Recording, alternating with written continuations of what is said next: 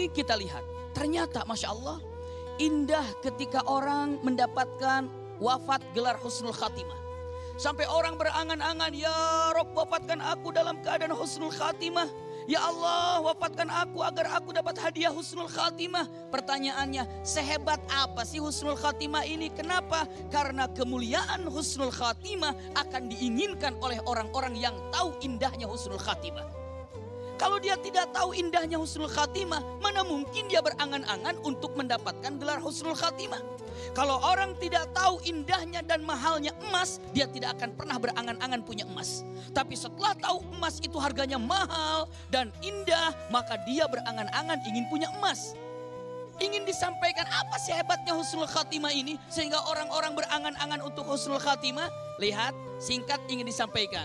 Perkataan yang luar biasa, au kama qala Rasul sallallahu alaihi wasallam menyatakan yub'atsul mar'u haitsu ma mata fi atau haitsu ma mata alai. Manusia kelak dibangkitkan di akhirat, di alam mahsyar, disesuaikan dengan saat dia mati seperti apa. Wafatnya bagaimana, maka dibangunkan seperti itu. Ada orang lagi sholat, Masya Allah, begitu Allahu Akbar, ruku, wafat. Saat dia wafat, lalu Masya Allah dimandikan, dibungkus dengan kain kafan, disolat jenazahkan, dikuburkan. Begitu nanti di alam mahsyar dia bangun, apa yang dia lakukan? Sami Allahu liman hamidah, melanjutkan sholatnya. Dari mulai dia wafat sampai dibangkitkan di alam mahsyar, bertahun-tahun, beribuan tahun, dia mendapatkan pahala sholat selama-lamanya. Allahu Akbar. Betapa indah pahala sholatnya. Dari mulai wafat sampai dibangkitkan di alam mahsyar, pahala apa yang didapatkan?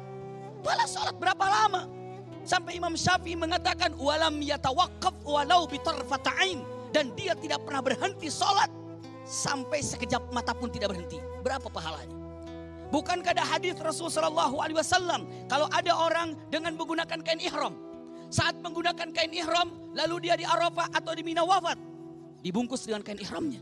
Ketika nanti di alam mahsyar bangkit, begitu bangun di alam mahsyar, apa yang dia katakan? Labbaik Allahumma labbaik, labbaik la syarika laka labbaik, innal hamda wan ni'mata laka wal mulk la syarika lak. Kenapa? Karena dia wafat dalam keadaan berihram, dibangkitkan selama dia wafat sampai dibangkitkan pahala haji setiap saat.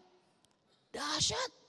Ada orang mau silaturahim, dalam perjalanan silaturahim tabrakan, lalu wafat. Sepanjang dia dikuburkan, selesai dikuburkan, sampai dibangkitkan, pahala apa yang didapat? Silaturahim. Pahala apa? Maka orang-orang mengatakan, ya Allah wafatkan aku dalam husnul khatimah. Saat dia wafat Allah akan hitung, itulah amalannya. Maka dibangkitkan, sebegitulah amalan yang dimiliki. Allahu Akbar. Makanya kita angan-angan, ya Allah ingin wafat husnul khatimah. Nah kalau su'ul khatimah, singkatnya nanti kita akan bahas sejenak atau selanjutnya. Kalau su'ul khatimah, bayangkan kalau dia melakukan maksiat sedang dalam keadaan maksiat lalu dia mati. Lalu dia wafat, lalu dia mati. Maka dihitung sampai alam mahsyar, maksiat selama-lamanya.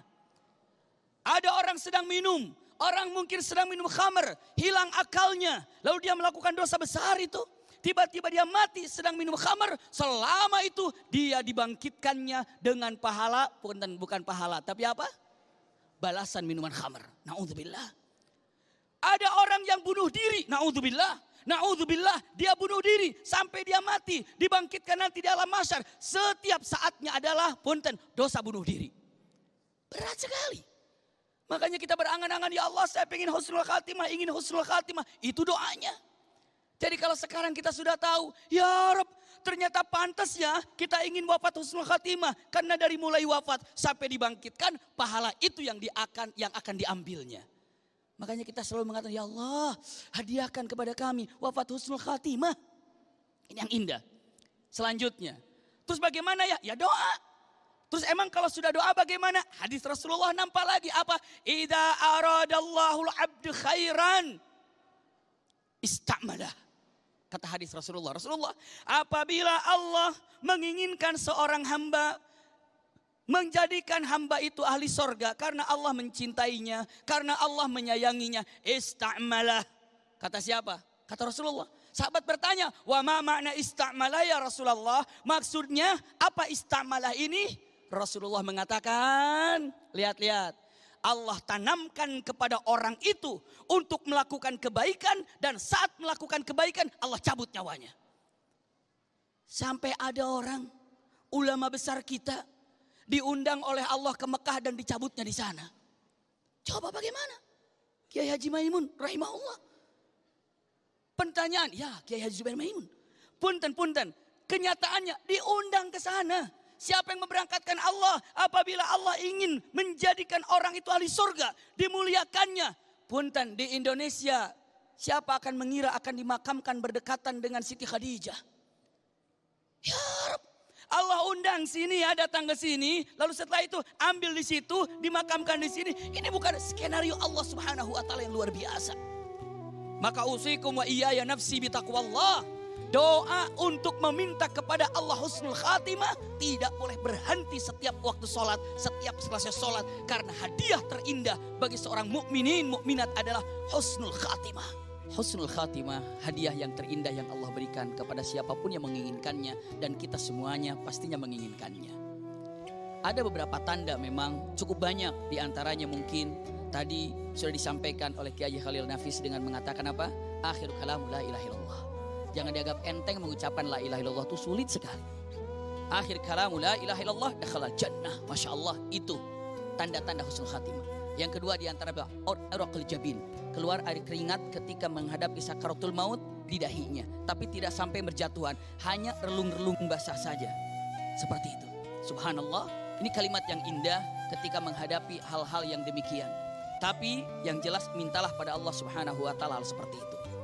Orang-orang yang terindah, kalimat yang sangat indah. Siapapun yang memohon kepada Allah dengan keikhlasan dan benar-benar ikhlas minta kepada Allah agar dirinya diwafatkan husnul khatimah, bahkan wafat syahid sekalipun, punten, apa yang dapatkan? Dia akan mendapatkan wafat syahid walaupun di atas kasurnya dia harus wafat.